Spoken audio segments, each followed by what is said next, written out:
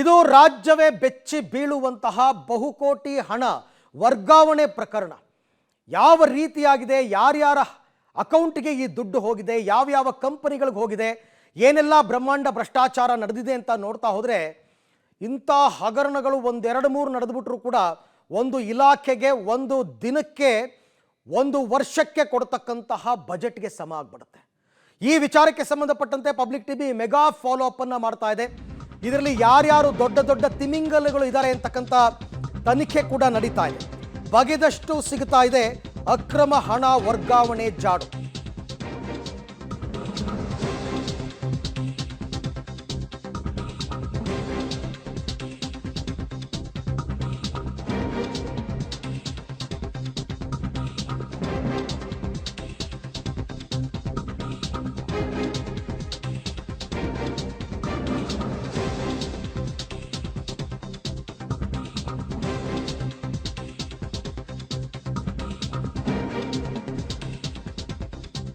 ಬಹುಕೋಟಿ ಹಣ ವರ್ಗಾವಣೆ ಹಗರಣ ಇದು.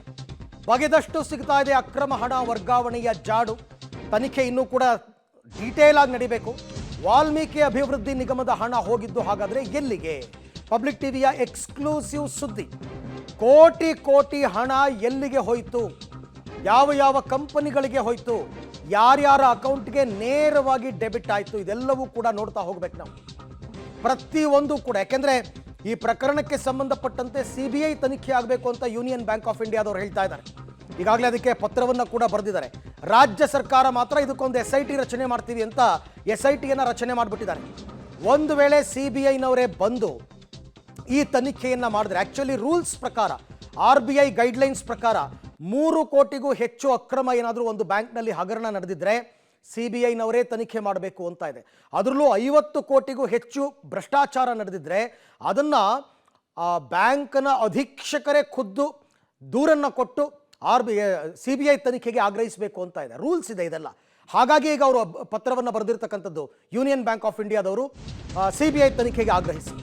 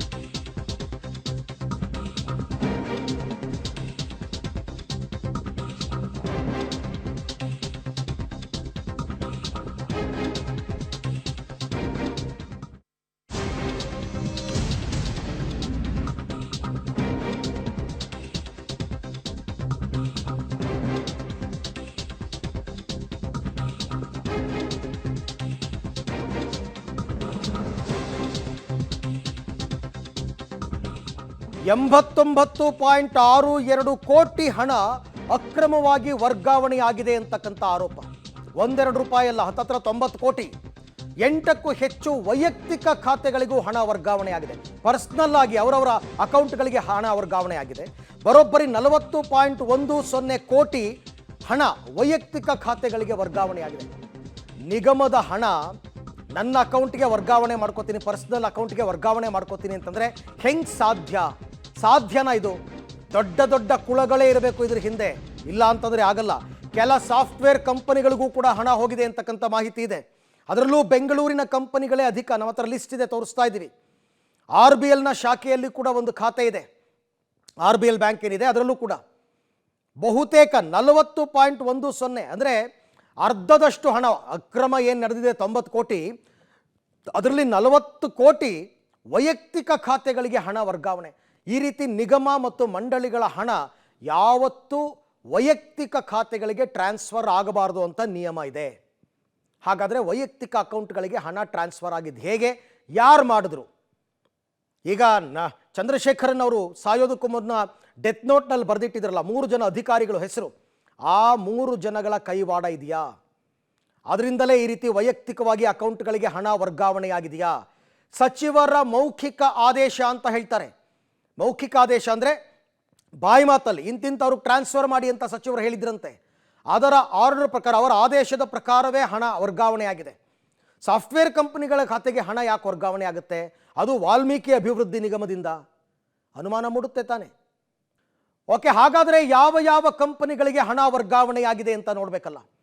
ಆ ಹಣ ವರ್ಗಾವಣೆ ಆಗಿರ್ತಕ್ಕಂಥ ಕಂಪನಿಗೂ ವಾಲ್ಮೀಕಿ ಅಭಿವೃದ್ಧಿ ನಿಗಮಕ್ಕೂ ಏನು ಸಂಬಂಧ ನೋಡ್ತಾ ಇದ್ದೀರಾ ಡೀಟೇಲ್ಸ್, ಯಾವ್ಯಾವ ಖಾತೆಗೆ ವರ್ಗಾವಣೆ ಅಂತ. ಕಂಪನಿ ಫಿಫ್ಮೆಸ್ ಮ್ಯಾನೇಜ್ಮೆಂಟ್ ಪ್ರೈವೇಟ್ ಲಿಮಿಟೆಡ್, ಫಿಫ್ಮೆಸ್ ಮ್ಯಾನೇಜ್ಮೆಂಟ್ ಪ್ರೈವೇಟ್ ಲಿಮಿಟೆಡ್ 5,35,00,000 ಹಣ ಮಾರ್ಚ್ 5ನೇ ತಾರೀಕು ವರ್ಗಾವಣೆ ಆಗಿದೆ. ಎರಡನೇದು ಝೆಲಿಯಂಟ್ ಟ್ರೈನಿಂಗ್ ಮತ್ತು ಕನ್ಸಲ್ಟಿಂಗ್ ಸರ್ವಿಸ್ 4.97 ಕೋಟಿ ಹಣ ಟ್ರಾನ್ಸ್ಫರ್ ಆಗಿದೆ ಮಾರ್ಚ್ 5. ಮೂರನೇದು ಹ್ಯಾಪಿಯೆಸ್ಟ್ ಮೈಂಡ್ಸ್ ಟೆಕ್ನಾಲಜಿ, ಇವೆಲ್ಲ ಕಂಪ್ನಿಗಳ ಹೆಸರೇ ಕೇಳಿಲ್ಲ, 4.53 ಕೋಟಿ ಹಣ ವರ್ಗಾವಣೆ ಆಗಿದೆ ಮಾರ್ಚ್ 6ನೇ ತಾರೀಕು. ನೆಕ್ಸ್ಟು YM ಎಂಟರ್ಪ್ರೈಸಸ್ ಅಂತ ಇನ್ನೊಂದು. ಈ ಕೆಲವರೆಲ್ಲರೂ ಕೂಡ ಈ ಥರ ಅವ್ಯವಹಾರಗಳು ಮಾಡ್ಕೊಳ್ಳೋದಕ್ಕೆ ಅಂತಲೇ ಕಂಪ್ನಿಗಳನ್ನ ಓಪನ್ ಮಾಡಿರ್ತಾರೆ. ಅದಕ್ಕೆ ಹೆಸರುಗಳು ಹೀಗೇನೆ, ಎಂಟರ್ಪ್ರೈಸಸ್ ಅಂತ ಕೊಟ್ಬಿಡೋದು, ಕನ್ಸಲ್ಟೆಂಟ್ಸ್ ಅಂತ ಕೊಟ್ಬಿಡೋದು. ಏನು ಕೆಲಸ ಆ ಕಂಪ್ನಿಗಳದ್ದು ಯಾರಿಗೂ ಗೊತ್ತಿರಲ್ಲ, ಏನು ಬಿಸ್ನೆಸ್ ಮಾಡ್ತಾರೆ ಅವರು ಯಾರಿಗೂ ಗೊತ್ತಿರಲ್ಲ. YM ಎಂಟರ್ಪ್ರೈಸಸ್ ಅಂತೆ 4.98 ಕೋಟಿ ರೂಪಾಯಿ ಹಣ ವರ್ಗಾವಣೆ ಆಗಿದೆ ಮಾರ್ಚ್ 6. ನೋಡಿ, ಹೆಚ್ಚು ಕಡಿಮೆ ಎಲ್ಲವೂ ಕೂಡ 20-25 ದಿವಸದ ಒಳಗಡೆ ನಡೆದೋಗಿದೆ ಟ್ರಾನ್ಸ್ಫರ್ ಆಗೋದು. ಯಾವಾಗ ಮಾರ್ಚ್ 5ನೇ ತಾರೀಕಿಂದ ಆರಂಭ ಆಗಿರ್ತಕ್ಕಂಥದ್ದು, ಮಾರ್ಚ್ ತಿಂಗಳಲ್ಲೇ ಎಲ್ಲ 89.62 ಕೋಟಿ ಹಣ ವರ್ಗಾವಣೆ ಆಗಿದೆ. ಇದರಲ್ಲಿ ಕಂಪನಿಗಳ ಹೆಸರು ಇದೆ, ವೈಯಕ್ತಿಕವಾಗಿ ಕೂಡ ಕೆಲವರ ಅಕೌಂಟ್ಗೆ ದುಡ್ಡು ಹೋಗಿದೆ. ಹೆಂಗೆ ಹೋಯಿತು ಅನ್ನೋದೇ ಪ್ರಶ್ನೆ. ಮಹರ್ಷಿ ವಾಲ್ಮೀಕಿ ಅಭಿವೃದ್ಧಿ ನಿಗಮ ಅಂದರೆ ಅದು ST ಸಮುದಾಯದ ಅಭಿವೃದ್ಧಿ ನಿಗಮ. ಆ ಇಲಾಖೆಯ ಮಂತ್ರಿ ಬಂದು ನಾಗೇಂದ್ರ, ಅವರ ಮೌಖಿಕ ಆದೇಶದ ಮೇಲೆಯೇ ಈ ಎಲ್ಲ ಹಣ ವರ್ಗಾವಣೆ ಆಗಿದೆ ಅಂತಕ್ಕಂಥ ಆರೋಪವನ್ನು BJPಯವರು ಮಾಡ್ತಾ ಇದ್ದಾರೆ. ಹೀಗಿರಬೇಕಾದ್ರೆ ಇವರೆಲ್ಲ ಯಾರು? ಇವ್ರಿಗೂ ಅಭಿವೃದ್ಧಿ ನಿಗಮಕ್ಕೂ ಏನು ಸಂಬಂಧ? ST ಅಭಿವೃದ್ಧಿ ನಿಗಮಕ್ಕೆ ಇವರ ಕೊಡುಗೆ ಏನು? ಇವ್ರು ಯಾವ ಟೆಂಡರ್ ಕರೆದಿದ್ರು, ಯಾವ ಕೆಲಸ ಒಪ್ಕೊಂಡಿದ್ರು, ಇವ್ರಿಗೆ ಯಾಕೆ ಇಷ್ಟಿಷ್ಟೊಂದು ದುಡ್ಡು ಹೋಯಿತು? ಅನುಮಾನ ಬರಲ್ವಾ? ಹೋಗಲಿ, ಈ ಕಂಪ್ನಿಗಳು ಯಾವುದು, ಯಾರ ಮಾಲೀಕತ್ವದ್ದು ಗೊತ್ತಾಗಬೇಕಲ್ಲ. ಈ ಕಂಪನಿಗಳೆಲ್ಲ ಯಾರ ಮಾಲೀಕತ್ವದ್ದು, ಅವರ ಕಂಪನಿ ಅಕೌಂಟ್ಗೆ ದುಡ್ಡು ಹೆಂಗೆ ಹೋಯಿತು ನೋಡಿ. ನೆಕ್ಸ್ಟ್ ಬರ್ತಾ ಇದೆ ಮನ್ಹು ಎಂಟರ್ಪ್ರೈಸಸ್ ಅಂತೆ. ಮನು ಎಂಟರ್ಪ್ರೈಸಸ್ ಅಂತ ಅಂದ್ಕೊಳ್ಳೋಣ, 5.01 ಕೋಟಿ ರೂಪಾಯಿ ಮಾರ್ಚ್ 6ನೇ ತಾರೀಕು ವರ್ಗಾವಣೆ ಆಗಿದೆ.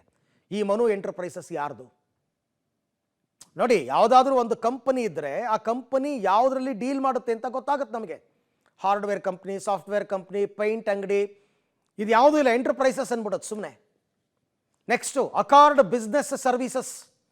ಅಕಾರ್ಡ್ ಬಿಸ್ನೆಸ್ ಸರ್ವಿಸಸ್, ಏನು ಬಿಸ್ನೆಸ್ ಸರ್ವಿಸ್ ಕೊಡ್ತಾರೆ ಇವರು? ಸುಮ್ಮನೆ ಹೆಸರಿಟ್ಕೊಂಡ್ಬಿಡೋದು ಬಿಸ್ನೆಸ್ ಸರ್ವಿಸಸ್ ಅಂತ. ವರ್ಗಾವಣೆ ಆಗಿರ್ತಕ್ಕಂಥ ಹಣ 5.46 ಕೋಟಿ ರೂಪಾಯಿ. ಯಾವತ್ತು?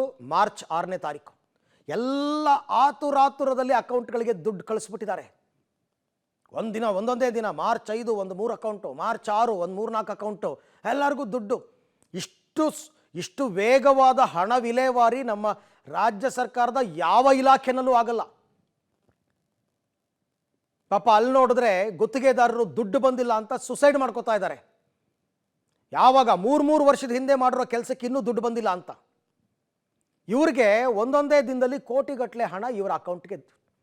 ಯಾವುದೋ ಮೇ ಟ್ಯಾಲೆಂಟ್ ಅಂತೆ, ಮೇ ಟ್ಯಾಲೆಂಟ್ ಸಾಫ್ಟ್ವೇರ್ ಇಂಡಿಯಾ ನೋಡಿ, ಸಾಫ್ಟ್ವೇರ್ ಇಂಡಿಯಾ ಅಂತ ಇದೆ. ಓಕೆ, ಅಟ್ಲೀಸ್ಟ್ ಇದೊಂದು ಸಾಫ್ಟ್ವೇರ್ ಕಂಪನಿ ಅಂತ ಅನ್ಕೋಬೋದು. ಬೇರೆದೆಲ್ಲ ಏನು? 5.10 ಕೋಟಿ ವರ್ಗಾವಣೆ ಆಗಿರೋದು ಮಾರ್ಚ್ 6ನೇ ತಾರೀಕು. Again same date,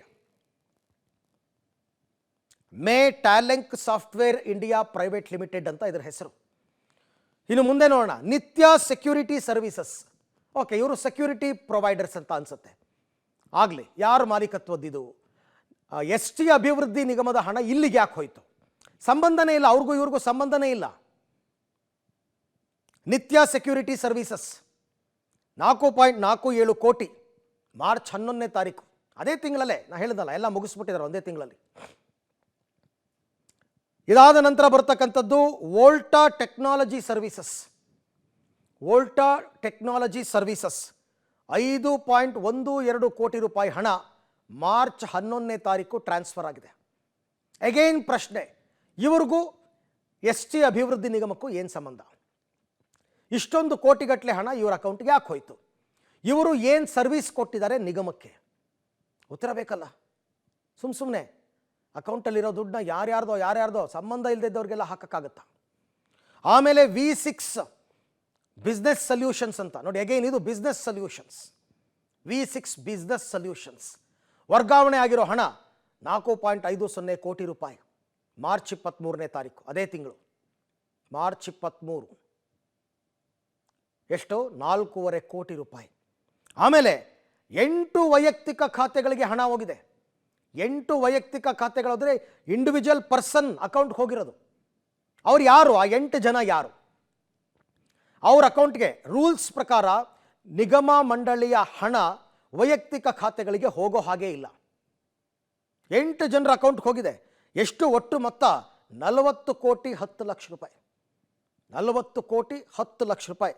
March 30, March 5ರಿಂದ ಆರಂಭ ಆಗಿದ್ದು ಮಾರ್ಚ್ 30, 25 ದಿನಗಳಲ್ಲಿ 89-90 ಕೋಟಿ ರೂಪಾಯಿ ಹಣ ಅಕ್ರಮವಾಗಿ ವರ್ಗಾವಣೆ ಆಗಿದೆ. ಹೆಂಗೆ ಇದು? ಯಾಕೆ ಇಷ್ಟು ದಿನ ಬೆಳಕಿಗೆ ಬರಲಿಲ್ಲ? ಪಾಪ ಇದಕ್ಕೋಸ್ಕರ ಒಬ್ಬ ಅಧಿಕಾರಿ ಪ್ರಾಣ ಕಳ್ಕೊಂಡಿದ್ದಾರೆ, ಸುಸೈಡ್ ಮಾಡ್ಕೊಂಡಿದ್ದಾರೆ. ಈ ಬಗ್ಗೆ ಮತ್ತಷ್ಟು ಮಾಹಿತಿ ನನ್ನ ಕೊಲೀಗ್ ಮಸೂದ್ ಅವರಿಂದ ಪಡ್ಕೊಳ್ಳೋಣ. ಮಸೂದ್, ಮೇಲ್ನೋಟಕ್ಕೆ ನಾವು ಗಮನಿಸಿದ ಹಾಗೆಯೇ ಈ ಪ್ರಕರಣ ಬ್ರಹ್ಮಾಂಡ ಭ್ರಷ್ಟಾಚಾರ ನಡೆದಿರ್ತಕ್ಕಂಥದ್ದು ಗೊತ್ತಾಗ್ತಾ ಇದೆ. ಆದರೆ ಒಬ್ಬ ಅಧಿಕಾರಿ ಆತ್ಮಹತ್ಯೆ ಮಾಡಿಕೊಳ್ಳೋ ತನಕ ಇಡೀ ಸರ್ಕಾರಕ್ಕೆ ಈ ವಿಚಾರ ಗೊತ್ತಾಗ್ಲಿಲ್ವಾ? ಅಥವಾ ಗೊತ್ತಿದ್ರೂ ಮುಚ್ಚಿಟ್ರ? ಏನು ನಡೀತಾ ಇದೆ ಈ ವಿಚಾರದಲ್ಲಿ ಅಂತ? ಅರವಿಂದ್, ಕರ್ನಾಟಕದ ವಾಲ್ಮೀಕಿ ಅಭಿವೃದ್ಧಿ ಪರಿಶಿಷ್ಟ ವರ್ಗಗಳ ಅಭಿವೃದ್ಧಿ ನಿಗಮದಲ್ಲಿ ಏನು ಬಹುಕೋಟಿ ಹಗರಣ ನಡೆದಿದೆ, ಇಡೀ ರಾಜಕೀಯ ವಲಯದಲ್ಲಿ ದೊಡ್ಡ ಮಟ್ಟದ ಸದ್ದು ಮಾಡ್ತಾ ಇರುವಂಥದ್ದು.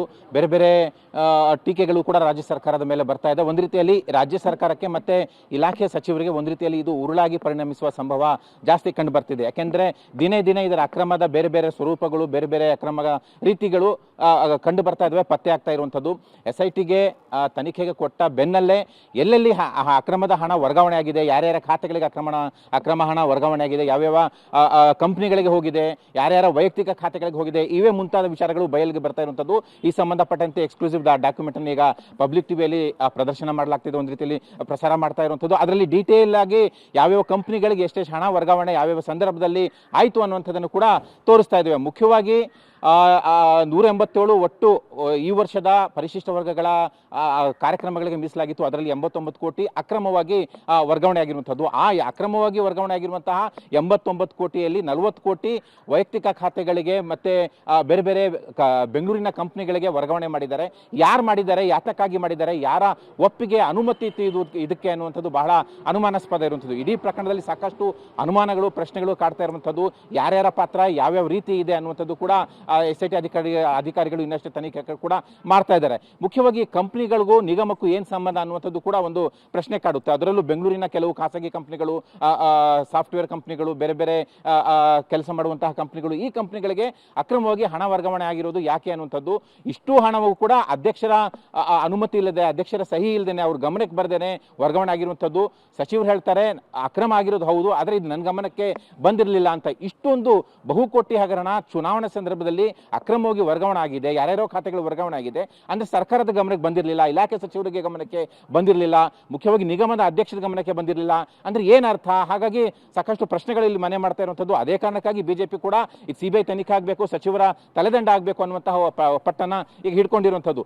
ಈಗ ಅಕ್ರಮವಾಗಿ 40 ಕೋಟಿ ಯಾರ್ಯಾರ ಖಾತೆಗಳಿಗೆ ಯಾವ್ಯಾವ ಸಂದರ್ಭದಲ್ಲಿ ಮಾರ್ಚ್ 5ರಿಂದ ಮಾರ್ಚ್ 30ರವರೆಗೂ ಕೂಡ ಅಕ್ರಮವಾಗಿ ಹಣ ವರ್ಗಾವಣೆ ಆಗಿರುವಂಥದ್ದು ಸಾಕಷ್ಟು ದೊಡ್ಡ ಮಟ್ಟದ ಅನುಮಾನ ಮೂಡಿಸಿರುವಂಥದ್ದು. ಒಂದು ಸಮಗ್ರವಾದಂಥ ತನಿಖೆ ಇಲ್ಲಿ ಅಗತ್ಯ ಕಂಡು ಬರ್ತಾ ಇದೆ. SIT ಇಷ್ಟು ಸಮಗ್ರ ರೀತಿಯಲ್ಲಿ ಜನಕ್ಕೆ ಅನುಮಾನವನ್ನ ಹೊಡೆದೋಡಿಸುವಂಥ ರೀತಿಯಲ್ಲಿ ತನಿಖೆ ಮಾಡುತ್ತಾ ಅನ್ನುವಂಥದ್ದು ಇಲ್ಲಿ ಪ್ರಶ್ನೆ. ಒಟ್ಟಾರೆಯಾಗಿ ಅಕ್ರಮ ಏನು ಹಣ ವರ್ಗಾವಣೆ ಆಗಿದೆ ಸಾಕಷ್ಟು ದೊಡ್ಡ ಮಟ್ಟದಲ್ಲಿ ರಾಜಕೀಯವಾಗಿ ಗಮನ ಸೆಳೆದಿದೆ, ರಾಜಕೀಯ ಜಟಾಪಟಿಗೂ ಕೂಡ ಕಾರಣ ಆಗಿರುವಂಥದ್ದು. ಮುಖ್ಯವಾಗಿ ಚುನಾವಣಾ ಸಂದರ್ಭದಲ್ಲಿ ಏನಾಗ್ತಿದೆ, ಹಣ ಎಲ್ಲಿಗೆ ಹೋಗಿದೆ ಅನ್ನುವಂಥದ್ದು. ಈ BJP ಆರೋಪ ಇರುವಂಥದ್ದು ತೆಲಂಗಾಣ ಚುನಾವಣೆಗೆ ಈ ಒಂದು ಹಣವನ್ನು ವರ್ಗಾವಣೆ ಮಾಡಲಾಗಿದೆ, ಕಾಂಗ್ರೆಸ್ ತೆಲಂಗಾಣ ಚುನಾವಣೆ ಸಂದರ್ಭದಲ್ಲಿ ಅಲ್ಲಿಗೆ ಹಣ ಕಳಿಸಿದೆ ಖರ್ಚು ಮಾಡೋದಕ್ಕೆ ಅನ್ನುವಂಥದ್ದು ಕೂಡ ಆರೋಪ ಮಾಡ್ತಾ ಇದೆ. ಈ ನಿಟ್ಟಿನಲ್ಲೂ ಕೂಡ ತನಿಖೆ ಆಗಬೇಕಾಗಿದೆ. ಒಟ್ಟಾರೆಯಾಗಿ ಇಷ್ಟೊಂದು ದೊಡ್ಡ ಪ್ರಕರಣ ಒಂದು ರೀತಿಯಲ್ಲಿ ರಾಜ್ಯಕ್ಕೆ ಕಪ್ಪು ಚುಕ್ಕಿಯನ್ನು ಕೂಡ ತಂದುಕೊಟ್ಟಿರುವಂಥದ್ದು. ಅರವಿಂದ್, ಮತ್ತೊಂದು ಪ್ರಶ್ನೆ. ಈಗ ಸರ್ಕಾರ SIT ರಚನೆ ಮಾಡಿದೆ ಈ ಪ್ರಕರಣದ ತನಿಖೆಗೋಸ್ಕರ. ಪ್ರಕರಣದ ಭ್ರಷ್ಟಾಚಾರ ನಡೆದಿರ್ತಕ್ಕಂಥದ್ದೇ ರಾಜ್ಯ ಸರ್ಕಾರದ ಅಧೀನದಲ್ಲಿ ಬರ್ತಕ್ಕಂಥ ಒಂದು ನಿಗಮದಲ್ಲಿ. ಹಾಗಾಗಿ ಪಾರದರ್ಶಕವಾದ ತನಿಖೆಯನ್ನ ಎಕ್ಸ್ಪೆಕ್ಟ್ ಮಾಡ್ಬೋದಾ ಮಸೂದ್?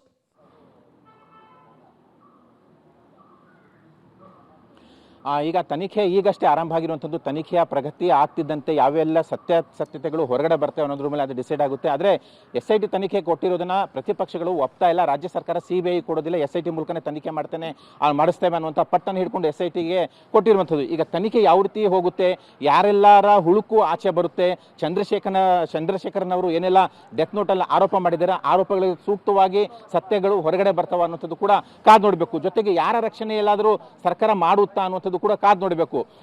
BJP ಸಿಟ್ಟಿರುವಂಥದ್ದು ಈಶ್ವರಪ್ಪ ಪ್ರಕರಣದಲ್ಲಿ ತಕ್ಷಣ ದೊಡ್ಡ ಮಟ್ಟದಲ್ಲಿ ಹೋರಾಟ ಮಾಡಿ ಈಶ್ವರಪ್ಪನವರು ರಾಜೀನಾಮೆಗೆ ಕಾರಣ ಆದ್ರಿ, ಅಲ್ಲೂ ಕೂಡ ಇದೇ ತರಹದ ಅನುಮಾನ. ಆದರೆ ಇಲ್ಲಿ ಅದಕ್ಕಿಂತ ದೊಡ್ಡ ಮಟ್ಟದ ಬಹುಕೋಟಿ ಹಗರಣ ನಡೆದಿದೆ.